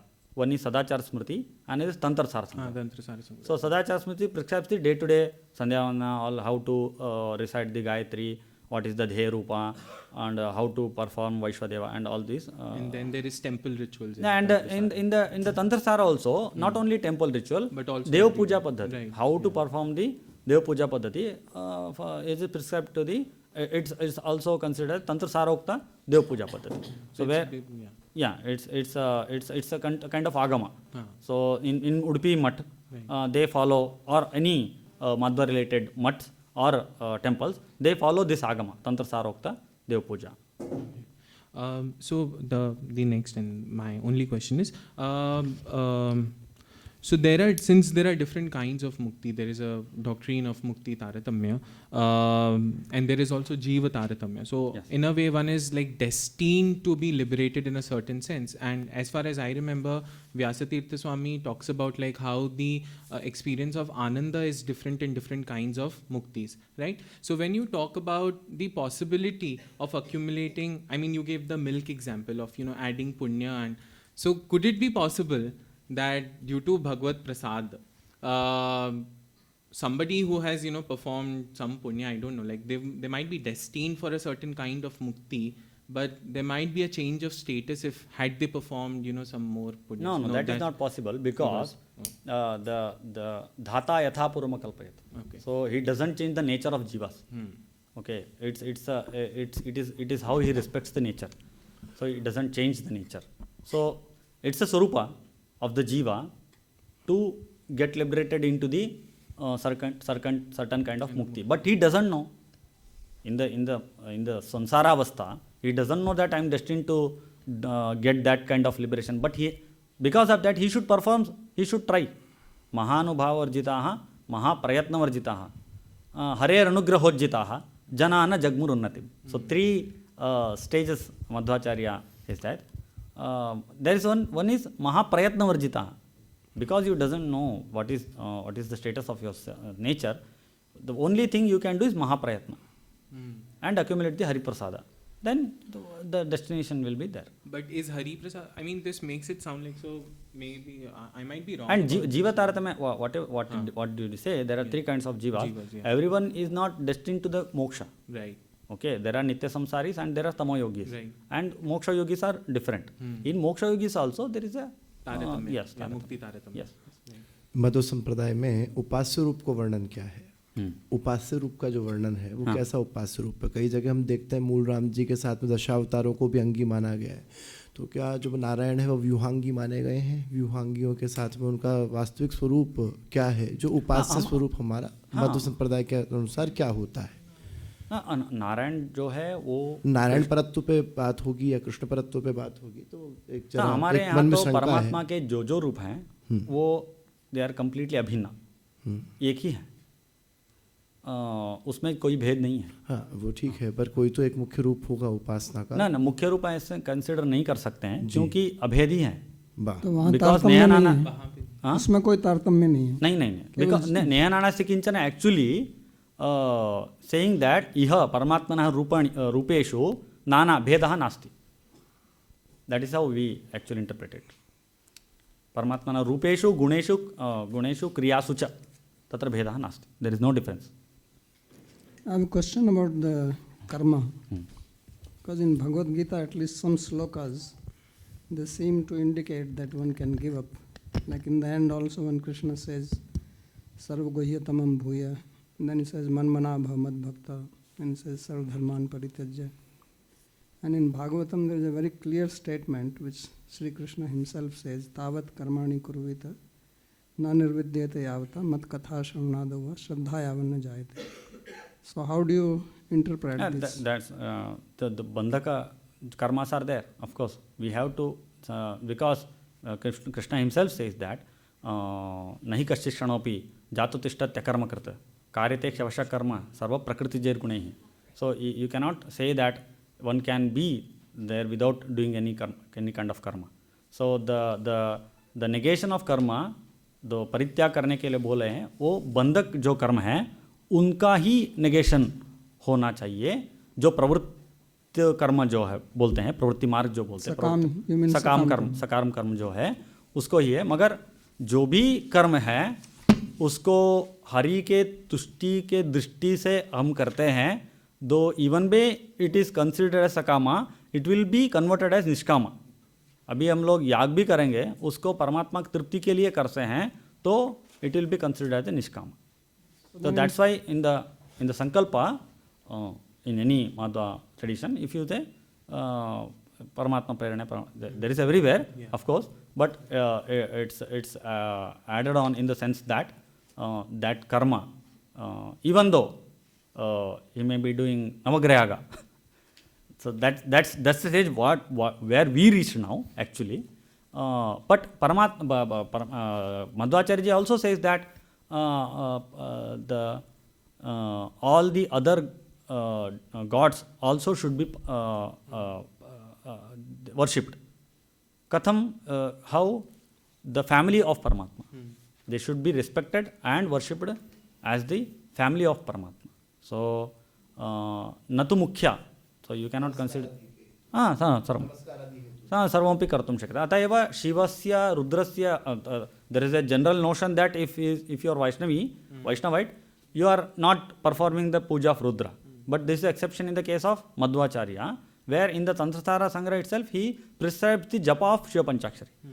So every devata should be worshipped according to his status as the family of Paramatma. So there's a Taratamya there Yes, as well, yes, right? yes. And accordingly he has that Sarva Vidya doctrine where he has this Purana belongs to this level because it belongs to that god, right? So the authority of the Purana that's not the case for the categorization. It's more of the Samadhi Darshan and Gokhya. Right. Okay. So my little clarification in the Sarva Dharmana, how you explain the word Sarva, because it's qualifying Dharman, which means whether it is Sakam or Niskam, everything should be given up. Sarva Dharman Parityajya. So how do you see the qualifier or the Visheshana Sarva? No, it's Sankocha Karaniya. No, but Sarva is Nishkama Kama Danyat Sarvam. Nishkama Karmanaha Anyat Sarvam. Tyaktavim ityavastha. Lakshana kriyate. Tatra. Sarva Shabdasya Nishkama Kama Danyat Sarvam. इति कर्मणः अन्यत् सर्वं संकुचित वृत्तिकः सर्वशब्दात्र संकुचित वृत्तिकः सर्वशब्दात्र अत्र तु अजः लक्षणं स्वीक्रियते। अजय लक्षण। एक प्रश्न है, भगवान की प्रसन्नता के बाद में ही मुक्ति हो सकती है, तो जितने भी साधन हैं उनसे प्रसाद होता है? साधन से सिद्ध प्रसाद है कि भगवान की अपनी इच्छा से सिद्ध प्रसाद है वह? हाँ, एक्चुअली परम प्रसाद तो परमात्मा का इच्छा ही है। परमात्मा का प्रसाद ही मोक्ष को दिलवा सकता है।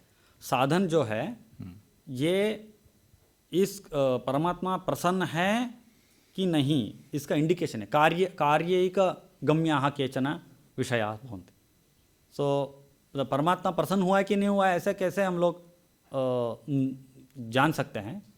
It is because he is giving the moksha, we can anuman, we can do the anuman that he is prasanna. नहीं तो जब परिपक्व अवस्था में या परिपक्व अवस्था में आएगा वो साधनावस्था है। परिपक्व अवस्था साधनावस्था। तो साधनावस्था में आ गया तो प्रसाद उसको हो रहा है, उसके बाद प्रसाद, उसके बाद प्रसाद होगा। इतने समय तक जो वो साधन की पद्धति में आया है तब उसके ऊपर प्रसाद नहीं था, परम प्रसाद नहीं था। वैसे प्रसाद तो है, भक्त्या दद्याद अनाकुलम, तो वहाँ पे तो आरंभ से लेकर जो है वो प्रसाद है, इसीलिए वो ये सब साधन पद्धति में आ रहा है। हाँ, करेक्ट। भागवत तात्पर्य में क्या मतलब जो ब्रजांगनाएं हैं उनको क्या हॉटस्पॉट का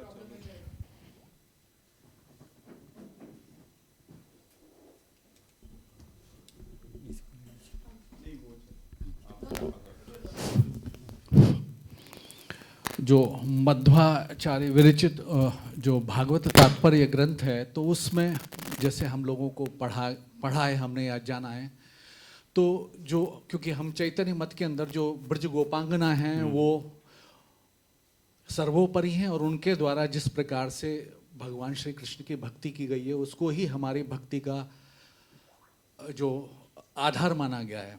लेकिन मध्वाचार्य जी के मत में ब्रज गोपांगना है वो अप्सरा स्त्रीवत हैं, तो क्या ये मत आप स्वीकारते हैं? हाँ, ये ऐसा है कि जैसे वहीं पे श्लोक है, गोप्यः कामात् भयात् कंसः। गोप्यः जो व्रजांगना हैं उनको ही अधिकार है कि वो प्रणय के रूप में परमात्मा को पसंद करें। ठीक, तो विमुक्त्वापि कामन्यो विष्णु काम विजस्त्री द्वेषणस्य हरौ नित्यम द्वैषणे तमस्तिस्ततः स्नेह भक्ता सदा देयः कामे त्वे नाप्सरस्त्रियः काश्चिन्न कामेन भक्त्या केवल यैवतु। ये मध्वाचार्य जी के वचन हैं। तो लेकिन ये हमारे चैतन्य मत के हिसाब से थोड़ा सा इसमें विरोधाभास होता है ना। हमारा तो ये है कि केचन स्त्रियः ये गोप्यः वर्तन्ते अप्सरसः, ते एव अधिकारिणः कामरूपेण परमात्मानं पूजयितुं अथवा सखा इति रूपेण परमात्मानं पूजयितुं। केचन एव, अन्येषां तु तथा अधिकारः नास्ति इति सिद्धान्तः। शास्त्रीय भक्ति या व्हाट इज श्रीमद् भागवत के जो दशम स्कंद के अध्याय 11, 12, 13 और 14 को जो प्रक्षिप्त मानने के पीछे मध्वाचार्य जी का मत है, वो क्या श्री ब्रह्मा जी के द्वारा भगवान श्री कृष्ण की स्तुति करना, इस विषय में जो नारायण रूपी जो आपका जो सर्वोपरि जो ब्रह्म तत्व है उसको थोड़ा सा इतर मानने की भावना है या अन्यथा कुछ और है? नहीं, ऐसा ही तो जहाँ में भी प्रक्षिप्त या माना गया हो वहाँ पे भी ऐसा नहीं कि कुछ विरोध आएंगे इसलिए उसको प्रक्षिप्त मानेंगे, क्योंकि इससे भी बड़ी जो विरोधाभास है उसको उठा के समाधान किया है। जो महाभारत में आया होगा, अभी भागवत में भी तृतीय स्कंद में और आया है, वहाँ पे भी जो निर्गुण उपासना की कपिल शास्त्र जो है वहाँ पे उसको उठा के उसको समाधान दिया है। वो प्रॉब्लम नहीं है। जो हम लोग जो सुनते हैं मध्वाचार्य जी के जो जीवन चरित्र में भागवत का जो निर्माण हुआ, भागवत तात्पर्य का, और डिफरेंट जो डिफरेंट काइंड ऑफ भागवत के पार्ट्स है उसको सबको देखे जो व्यास जी के सम्मत जो भागवत है वो यही है, ऐसे करके उन्होंने दिया। तो इट्स अ प्रोसीजर। और जो प्रोसीजर है, जो प्रोसेस ऑफ भक्ति, जो जैसा कि आपने इससे मतलब जस्ट बिफोर दिस स्लाइड आपने जो बताया था, तो वो मतलब जो ज्ञान मार्गीय मतलब इसमें डोमिनेंस ज़्यादा है, तो इसमें आपको नहीं लगता कि थोड़ी शुष्कता है इसके अंदर? नहीं, वो that's what my point, it's ज्ञान से भक्ति भागत्वात् मुक्तिर ज्ञान भक्तिर ज्ञानमिति रहते। तो भक्ति जो कॉन्सेप्ट है उसमें ही ज्ञान का और स्नेह का समावेश है। So that's what else I told you, when it arrives into the practicality, how it moves, on the base of that we have to जज द इंटेलेक्चुअल बैकग्राउंड। सो हमारे यहाँ जो प्रैक्टिकलिटी में जो है वो तो बहुत द्रवीभूत है। जो नैयायिक, जो वेदांतिन है, जो बहुत ही कठिन ग्रंथों के रचना भी करेंगे तो भी वो भक्ति भाव में मूड होकर ऐसे भी स्तोत्र करेंगे जो केवल भक्ति में आर्द्र होकर ही कोई कर सकता है। तो इसका दोनों का भी बहुत इम्पोर्टेंट है। तो ऐसा नहीं प्रतीत होता कि बगैर मैच खेले या बगैर उस खेल को खेलने के नियम जाने बगैर यदि मैं उसकी कमेंट्री करूं तो वो थोड़ी सी रूखी होती है? तो जैसे हमारे जो कृष्ण भक्ति मार्ग में इस प्रकार की बताई गई कि जैसे पहले तो हम डूबें और उसके बाद फिर कमेंट्री करना शुरू करें, तो इस प्रकार की प्रक्रिया हमें बताई जाती है। तो उसके साथ महात्म्य ज्ञान जो है वो पैरेलल चलता है। हाँ, तो महात्म्य ज्ञान में भी जो वेरिएशंस हो सकते हैं ना, अभी जो मैं तो इतना ही जानूंगा कि परमात्मा, अब हमें बताया गया ही यहाँ पे जो परमात्मा के अनंत गुण है, तो जीव अनंत गुण का उपासन कर सकता है क्या? नहीं कर सकता। तो उसको चतुर्गुण का उपासना का ही अधिकार है। वो ब्रह्मसूत्र भाष्य में स्पष्ट रूप से मध्वाचार्य जी ने कहा है कि सच्चिदानंद आत्मेति मानुष ही, मानुष जो है उसको चतुर्गुण का ही उपासना करना के लिए अधिकार है। ज्ञान तो ले सकता है, उपनिषद को पढ़ सकता है, उससे ज्ञान ले सकता है, मगर उपासना जो है वो तो निधिध्यासन लेवल है, ध्यान का लेवल है। वहाँ पे तो चतुर्गुण का ही वो उपासना कर सकता है। सुरेश्वर जो देवता जो है वो उससे आगे ऐड करते हैं गुणों का उपासना के लिए। ज्ञान इज फॉर एवरीवन। उपनिषद मधु विद्या भी आप ज्ञान को प्राप्त कर सकते हैं और कोई भी उपनिषद में विद्या हो सकता है वो प्राप्त कर सकता है, मगर उपासना करने के लिए अधिकार किन्हीं उपासनाओं का अधिकार हमको है। ब्रह्मा जी को मधु विद्या का है, हमको नहीं है, मगर हम ज्ञान बांट सकते हैं, उस ज्ञान पा सकते हैं, उससे जो परमात्मा प्रसाद है उससे जो हमको लाभ अवश्य ही होगा। ऐसा तो माधव मत में जैसे जो विरक्त जो परंपरा है उसमें एक तीर्थ शब्द या सरनेम हम बोलते हैं अंग्रेजी में, जिसको इस्तेमाल किया जाता है, क्या पुरी की भी वहाँ पे कहीं एग्जिस्टेंस है माधव मत? नहीं, सभी का तीर्थ ही है। Thank you. एक जिज्ञासा थी, इसमें जो निरूपण साधन फल की व्यवस्था का हुआ उससे ऐसा प्रतीत हुआ कि जो अत्रैवर्णिक है उनको भक्ति या मुक्ति में यहाँ प्रवेश नहीं हो, ऐसा प्रतीत होता है। नहीं, ऐसा नहीं है। तो वहाँ पे ऐसा डिवीजन है, तो वेद में तो अधिकार नहीं है जो त्रैवर्णिक में नहीं होंगे, मगर नाम मात्राधिकारिण, ऐसे भागवत तात्पर्य में आचार्य ने कहा है, उनको नाम केवल नाम जप से ही उनको ऐसा मार्ग में आने की संभावना अधिक है जो ये सब करके आ सकते हैं।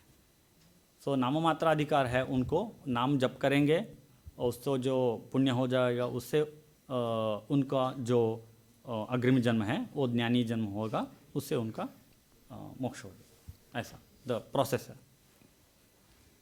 तो अद्विज हैं वो सीधे अपने अद्विज के जन्म से मुक्त नहीं हो सकते हैं, द्विजत्व प्राप्त होने के बाद ही आगे साधन के करने के बाद मुक्ति प्राप्त होंगे। मगर ऐसा है कि ऐसा भी है जो स्वरूप से भी अद्विज है, स्वरूप से भी अद्विज है। अभी हम चर्चा करेंगे तो यम जो है, यम धर्मराज, उसका अभी जो हम प्रतीत हो रहा है यही हमका स्वरूपतः भी वही व्यवस्था होना चाहिए, ऐसा नहीं है। मैं अभी इस जन्म में लिया हूँ मगर मेरा स्वरूप भिन्न हो सकता है, but that will be revealed only in the मोक्ष। सो अभी ये बात समझ में नहीं आई। अभी मेरा स्वरूप है, अभी मैं तो ब्राह्मण जन्म में लिया हूँ, मगर ऐसा नहीं कि because of this it is assured that my स्वरूप इज ऑल्सो ब्राह्मण। स्वरूप का मतलब स्वरूप में जीव स्वरूप, जीव स्वरूप जीव में भी वर्ण होते हैं। हाँ, आप व्रात्य की उसी बात उसी के विषय में भगवत गीता में टॉक किया गया है। मीन्स अभी जो हम लोग चातुर्वर्ण्यम मया सृष्टम गुण कर्म विभागशः इत्यादि जो है वो तो स्वरूप के ही विषय है। हमारी समझ से या हमारे यहाँ इस विषय को इस तरह से विचार किया गया है कि चातुर्वर्ण्यम मया सृष्टम गुणकर्म विभागशः, और उसमें जैसे पुरुष सूक्त में ब्राह्मणों से मुखमासित आदि जो कहे गए हैं, वो जो वर्ण हैं वो वर्णाभिमानी देव जो भगवत स्वरूप स्थित हैं उनके संबंध में ये बात कही गई है। मेरे आपके विषय में उसकी उत्पत्ति उस स्वरूप से हुई हो, ऐसा उसका तात्पर्य हमारे यहाँ नहीं सोचा गया है। और वो जो वर्णाभिमानी देव होते हैं वो ब्राह्मण माता पिता के संयोग से जो जन्य ब्राह्मण जाति वाला जो बालक है उसके संस्कार होने पर उपनयन संस्कार के वक़्त उस देव का उसमें आधान होता है, और वो देव उस बालक में तब तक रहता है जब तक उस वर्ण के अनुसार वृत्ति और उसके धर्मों का पालन वो करता रहता है। अन्यथा यदि कर्महीन होने पर या वृत्तिहीन होने पर वो वर्णदेव उसमें से तिरोहित होते हैं और उस तरह की हानि उसमें ब्राह्मणत्व की होती है, और फलतः उसे केवल जात्या ही ब्राह्मण कहा जाता है। वो वर्णतः जो पारिभाषिक अर्थ में उसको ब्राह्मण जो कहा जाता है वो नहीं होता है। इस तरह से हमारे यहाँ इसको सोचा हमारे गया तो है। डिवीजन है, देह का जो उत्पत्ति जो है उसके आधार पे भी जो है वो तो है ही, जो स्वरूप में भी है, स्वरूप में भी कैटेगराइजेशन है, और स्वभावतः क्षत्रिय स्वभावतः ब्राह्मण है। तो अभी यहाँ पे ऐसे भी हम लोग इसको एक्सटेंशन नहीं कर सकते हैं कि जो विधि है वो स्वरूप के लिए है, ऐसा नहीं है। विधि जो है इसके लिए ही है, यहाँ जो जन्म लिया है उसके लिए ही है, मगर देर में भी contradictions in the outer layer and the inner layer. It's not होना ही चाहिए ऐसा नहीं है, हो भी सकता है। स्वरूप में जो वर्ण व्यवस्था है, स्वरूप की वर्ण व्यवस्था परिवर्तित होती है या नहीं, जैसे देह की होती है? नहीं हो सकती, वो नहीं हो सकती। नहीं हो सकती। तो स्वरूप में वर्ण का निर्धारण कैसे किया जाए? निर्धारण तो है ही नहीं, अनादि का है, कॉन्सेप्ट तो अनादि है। नहीं, लेकिन उसके कुछ गुण चिन्ह परिचय वगैरह, हाँ वो तो अभिव्यक्त होते हैं ना, उससे हम लोग अनुमान कर सकते हैं। तो वो तो अभी ज्ञान ज्ञान का जो ज्ञान विषय में जो आसक्ति और अभिव्यक्ति जो आता है उससे हम लोग अनुमान कर सकते हैं कि ये ऐसा है। सो उसमें भी निरंतरता होना चाहिए, ऐसा नहीं कि वो भी है प्रॉब्लम कि टाइम टू टाइम उसमें भी गैप भी आ सकते हैं। इसीलिए मैंने कहा कि it's not there is a cause and relation effect नहीं है। वो तो आविष्कार होने के बाद ही पता चलता है। और एक और विषय है कि बहुत संशय, बहुत विषय में संदेह आ सकते हैं, तो मोक्ष विषय में तो बहुत संदेह आएंगे। तो अल्टीमेटली तो लॉजिक का तो बहुत ही प्रमाण लॉजिक में जाके मध्वाचार्य जी अंत में करते हैं, भिद्यते हृदय ग्रंथि ही छिद्यन्ते सर्वसंशयाः क्षीयन्ते चास्य कर्माणि तस्मिन् दृष्टे परावरे। तो कुछ विषयों में उन्होंने प्रकाश नहीं डाला है, जैसे कि मोक्ष के जो व्यवस्था है उसमें जो बोलते हैं लक्ष्मी आत्मकी है मोक्ष, शुद्ध सत्वरूप है मोक्ष।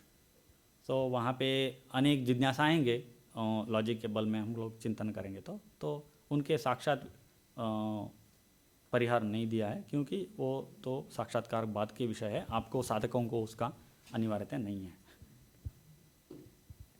ये 16वें अध्याय में भगवत गीता में जो वर्ण का निरूपण भगवान करते हैं, कृषि गौरक्षा इत्यादि, नहीं दैवासुर विभाग में, उस विषय में आपके यहाँ क्या सोचा गया है? हाँ, हमारे हमको तो वो बहुत easily very very effective tool for us. हमको तो वो बहुत सहकारी मतलब बहुत सहकारी हो जाएगा। तो 3 विधि के हम लोग तो मानते ही हैं कि 3 विधि के जीव हैं, नित्य संसारी और मोक्ष तो योगी। उसमें जो आसुरी है वो नित्य संसारी है। ना नित्य संसारी तो ये है, तमो योगी है। तमो योग्य जो है वो तो आसुरी हो जाएगा। आसुरी भाव प्रकट, आसुरी जो गुण है वो तो तमो योगी हो जाएगा। नित्य संसारी तो जो है वो गलिबिलिटी में होता है कि ऐसे भी करता है ऐसे भी करता है। और मोक्ष योगी तो वो तो ज्ञान में आसक्त हो जाता है। तो नित्य संसारी का जो कॉन्सेप्ट है वो है कि उसके मुक्ति के बाद भी उसका नित्य संसारी ही है। अच्छा,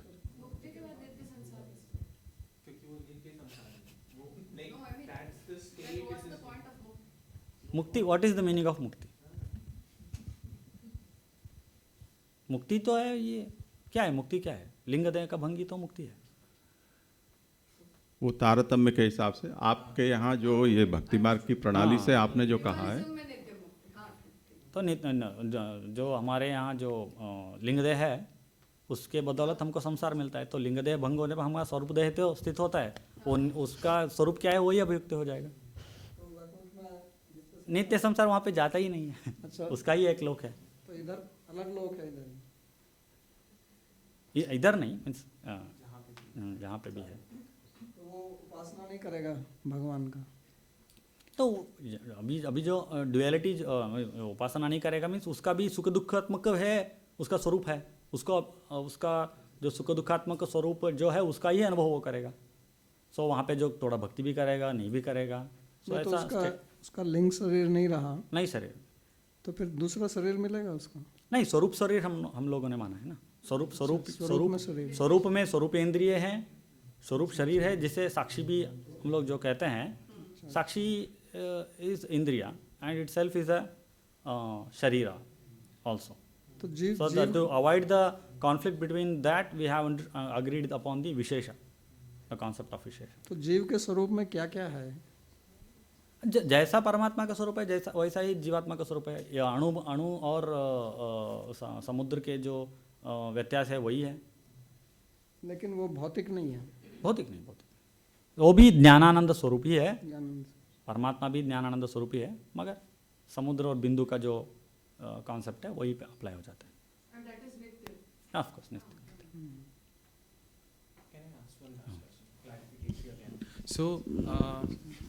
So you talked about the different grades of, if we think about mukti also.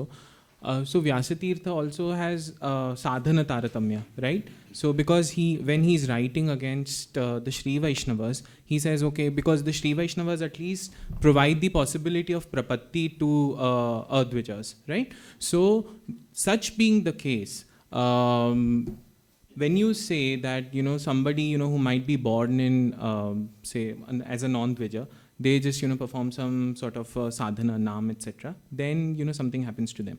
So, aren't they going to get liberated? Except that because he has the thing, you say that you can die in Kashi and have the same kind of mukti that a bhakti yogin has? Of course not.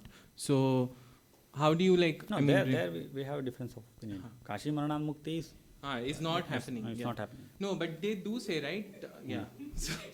Yeah. No, but doesn't he also say that? Huh? हाँ. और सबकी मुक्ति भी अलग अलग होगी ना, तो लेकिन जिसने आप मान लीजिए जो एक द्विज की मुक्ति होगी वो बेहतर होगी। ये थोड़ा मुझे थोड़ा इसमें जैन फिलॉसफी का भी वो लग रहा है कि स्त्रियां जो होती हैं वहाँ पे एटलीस्ट इसमें क्या बोलते हैं आपके श्वेतांबरम दिगंबरों में तो उनका सन्यास ही पॉसिबल नहीं है, बट यहाँ पे जब होता भी है तो पहले उनको फिर एक पुरुष देह मिलेगा। इसीलिए मल्लीनाथ जो हैं वो स्त्री माने गए, है ना? तो पहले वो पुरुष होंगी और उसके बाद उनका एक ग्रेडेड। यहाँ पे तो ऐसा नहीं है। नहीं, पर यहाँ पे वो ऐसा ग्रेडेशन हुआ ना कि अगर कोई gradation on the basis of this नहीं है, वो तो स्वरूप के हिसाब से ग्रेडेशन है। तो कोई अद्वैत जो है, मान लीजिए उसका स्वरूप ब्राह्मण का है, ठीक है? अद्विज, हाँ, कोई अद्विज है ना? तो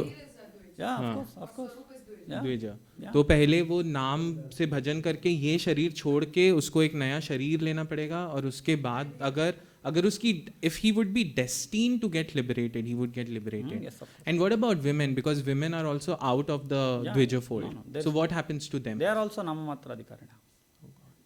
Tatra there is a bheda, there is a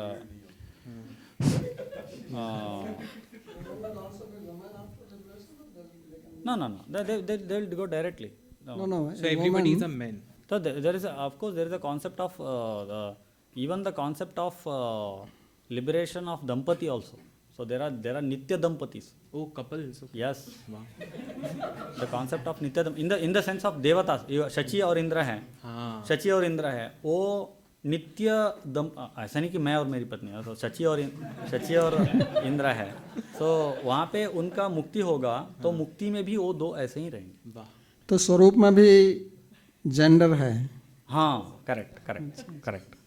That's very interesting. तो परिपक्व भक्ति और अति परिपक्व भक्ति के बीच की जो ये सीढ़ी आपने यहाँ पर प्रदर्शित की हुई है कि अपरोक्ष ज्ञान. हाँ अपरोक्ष ज्ञान, इसको आप किस प्रकार से परिभाषित करेंगे? ना अपरोक्ष ज्ञान उसके पूर्व में जो हमको परमात्मा का विषय का ज्ञान था वो तो किसी मीडिएशन के बदौलत ही था. जो प्रतिमा हो सकता है वो कुछ भी हो सकता है. यहाँ पे डायरेक्ट रिलेशन नहीं कह सकते मगर परमात्मा का साक्षात्कार हो रहा है, डायरेक्ट परसेप्शन हो रहा है. तो उस अपरोक्ष ज्ञान जो है वो हमारे जो कर्म जो है संचित, आगामी और प्रारब्ध 3 प्रकार के कर्म हैं. जो अपरोक्ष ज्ञान है, ज्ञानाग्नि सर्वकर्माणि जो कहा गया है वो इस अपरोक्ष ज्ञान के विषय में कहा गया है. इस अपरोक्ष ज्ञान जो है ये करता है क्या, ये संचित और आगामी कर्मों को भस्म कर देता है. तो ओनली प्रारब्ध विल बी देयर. सो प्रारब्ध अनुभव के बाद उसको मुक्ति हो जाएगा. तो यहाँ पे भी एक भेदवादी कितना कट्टर है इसके लिए बता रहा हूँ कि प्रारब्ध जो प्रारब्ध है तो वही प्रतिबंधक हो गया है कि नहीं. तो परमात्मा चाहे भी तो मुक्ति नहीं दे सकता, अभी प्रारब्ध है. तो ऐसे में ऐसे विमर्श किया है. 2 एस्पेक्ट है. एक इच्छा ही ऐसी है परमात्मा की प्रारब्धावसाने अहमेन मोचयामि. ओके. सो ऐसा नहीं कि वो कुछ प्राकृतिक जो है वो कुछ ऐसा कर सकता है. अनदर है जो ब्रह्मसूत्र में जो सूत्र है उपमर्दम च, तो उसमें जो स्पष्टतया कहा गया है कि परमात्मा चाहे तो भक्त का प्रारब्ध को भी क्रश कर सकता है. तो it's clearly indicates the supremacy of परमात्मा और anything. Then it will be Paramaprasad. It Yeah. will be known as Paramaprasad. Yes. Because this will be some sort of exceptional condition. Which one? हाँ, प्रारब्ध नाश अगर ईश्वर कर रहे हैं. बहुत ही भक्त है. हाँ. उस टाइम पे प्रारब्ध को भी वो उसको क्या कहते हैं पिंडी भाव करके means it may be big it will he will crush it, will make it. So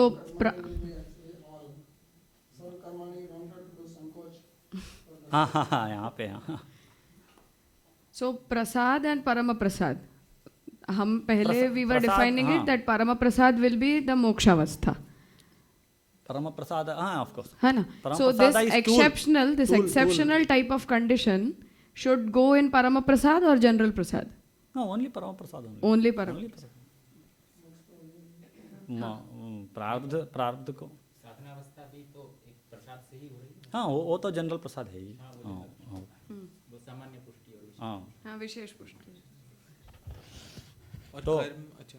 और जैसे याग आदि जो है तो एक मीमांसक बोलेगा कि भाई वहाँ तो देवताओं की ज़रूरत ही नहीं है, that only linguistic reality. So will they be so are the sacrifices etcetera being performed, and I think most Vedantins disagree with the Mimamsakas on this, but so the Mimamsakas would argue that the sacrifices are potent in themselves in giving the results, right?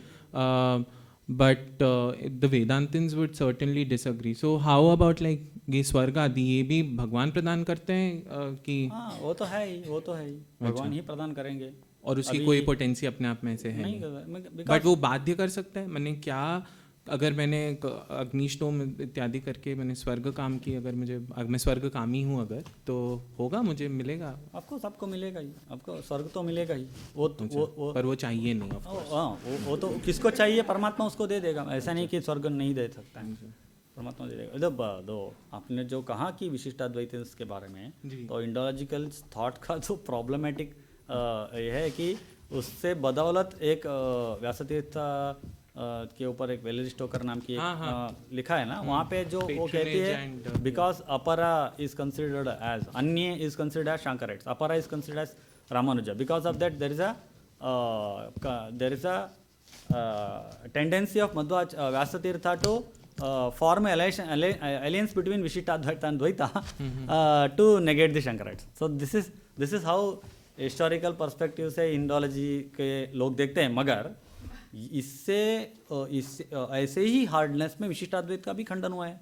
नहीं, I think if you read Stoker, she in fact says that what he was that what Vyasatirtha was doing was saying that, oh, you can get prapatti from a practice like I mean you can get same kind, because they have the everybody, despite like doing bhakti, which is a strenuous practice in the Vishishtadvaita, or doing prapatti, which is surrender, like you would both kinds will have the same kind of mukti. But right? we cannot form an alliance. You cannot, you influence. cannot ally with That's them. what I'm saying. It's Yeah, a political. but I think she also says, this is in the 4th chapter where she explains like Yes, how this yes. is not the case really. So yeah, just defending my friend Stoker. So Oh, I have written a review about Acha, negating alright. her book. Acha, I should I read can it. send you. Okay, sure. चर्चा है